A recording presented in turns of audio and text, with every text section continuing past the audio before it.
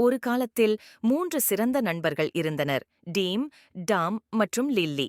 இந்த 3 குழந்தைகளும் ஒவ்வொரு மாலையும் ஒன்றாக விளையாட விரும்பினர். ஒரு நாள் இரவு அவர்கள் பூங்காவிலிருந்து வீட்டிற்கு நடந்து சென்றபோது அவர்கள் ஏதோ ஒரு வினோதத்தை கவனித்தனர். நிலா அவர்களை பின்தொடர்வது போல் தோன்றியது. டீம் சுட்டிக்காட்டி, "பார், நிலா நம்மை பின்தொடர்கிறது." டாம் சிரித்துவிட்டு, "இல்லை, நிலா மக்களை பின்தொடர்வதில்லை. ஆனால் லில்லி கற்பனைத் திறன் கொண்டவளாக இருந்ததால் நம்முடைய தோழியாக இருக்க முயற்சித்தால் என்ன?" என்று கேட்டாள். அன்று இரவு முதல் அவர்கள் வெளியே செல்லும் போதெல்லாம் நிலா அவர்களை பின்தொடர்வதாக அவர்கள் நம்பினர். அவர்கள் நடனமாடினார்கள், குதித்தார்கள், ஓடினார்கள். நிலா எப்பொழுதும் அங்கேயே இருந்தது. அவர்கள் மரத்தின் பின்னால் ஒளிந்து கொண்டு மின்னும் சந்திரனை பார்த்தார்கள். ஒரு நாள் மாலை அவர்கள் நின்று சந்திரனை பார்த்து சிரித்தனர். டீம் கூறினார், "ஒருவேளை நிலா எங்களுடன் சேர விரும்பலாம்." டாம் தலையசைத்தார்.